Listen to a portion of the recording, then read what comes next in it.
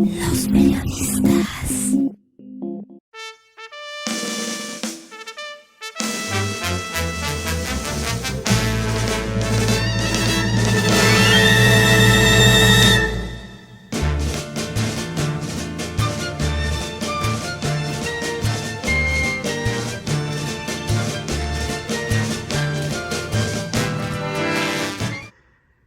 Quizá uno de los mejores recuerdos de la infancia del aventurero Salacaín haya sido cuando reconoció el sabor del caldo de huesos, preparado especialmente para quitar el frío, para sanar el estómago.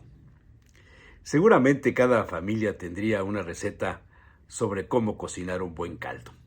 Lo sabría de pollo, de res, de ternera, quizá de cabeza del pescado, o simplemente de hierbas y vegetales. Pero la receta de la familia de Salacaín se remontaba a muchas décadas, cuando no había cocinas de gas, cuando los hornos eran de leña.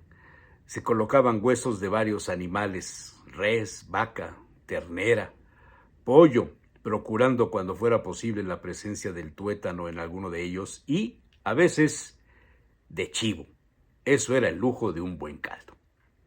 Se tostaban todos los huesos y después se metían en una olla con agua, quizá algunas hierbas, y se dejaban cocer a fuego muy bajo durante unas 5, 6 o más horas. Prudentemente se iba limpiando la superficie de la espuma para evitar la concentración de la grasa. Nunca se usó una olla express para hacer ese caldo.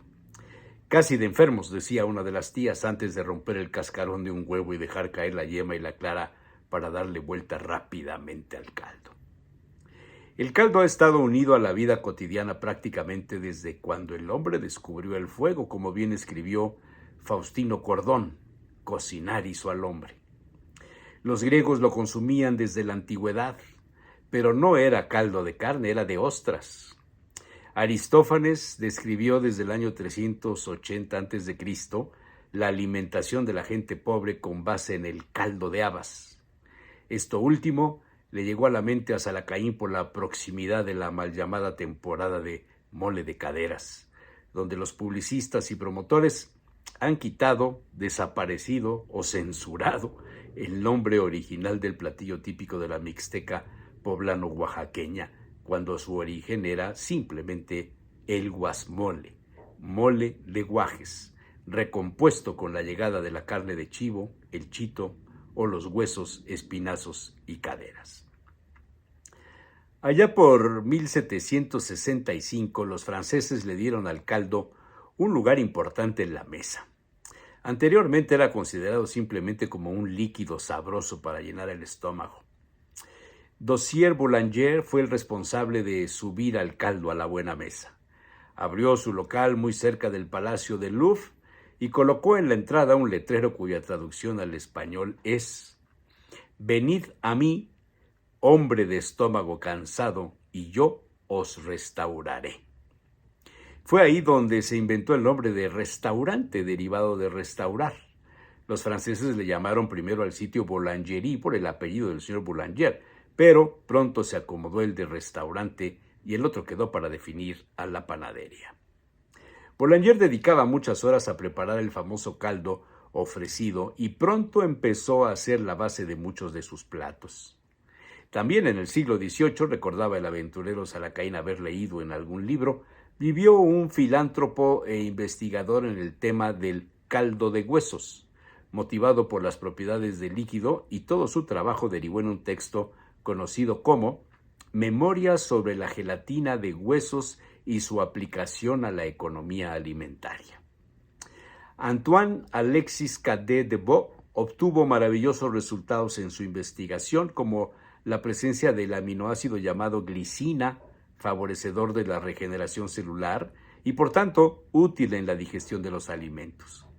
Además, el caldo era rico en magnesio, fósforo, calcio y una buena cantidad de proteínas. Años más tarde, la investigadora Sally Fallon, experta en nutrición, añadió un valor más importante en el caldo: la presencia del colágeno, útil, muy útil para las articulaciones. No en balde, afirmaba Fallon, Las abuelas siempre habían sabido sobre cómo el consumo del caldo aliviaba las molestias de artritis y dolores de huesos. Una de las tías abuelas acostumbraba, una vez entrado el otoño, consumir a diario un buen caldo, a veces con algo de carne, otras con arroz o simplemente con verduras o con cebolla picada y algún chile serrano, antes de todo alimento, pues decía, una mesa sin caldo es como un cuerpo sin alma, y siempre recomendaba darle a los niños el caldo y no necesariamente la carne hervida en el líquido, pues la sustancia estaba en el mismísimo caldo. La abuela le respondía ante eso del cuerpo sin alma sobre el poco recomendable uso del caldo de habas, pues decía la abuela, el caldo de habas hace a las mujeres bravas. Y las dos echaban a reír pensando en sabrá Dios cuántas cosas. Al final las dos coincidían, donde no hay hueso, no se saca caldo. Pronto Salacaín tendría la oportunidad de volver a comer como cada año su guasmole de espinazos o caderas. La tradición de la familia difería mucho de las ofertas en fondas y restaurantes donde el caldo resultaba con mucha grasa e incluso a veces un tanto amargo. La abuela lo hacía con cebolla, jitomate, cilantro, chile costeño, chile guajillo y por supuesto los guajes, pero no como aparecen en las fotografías de promociones del mole de caderas, donde las vainas parecen banderillas sobre un toro de poca casta. Nada de eso. La abuela sacaba los guajes de la vaina y los tostaba, luego los molía en el metate y los bajaba al caldo donde hervían los huesos del chivo.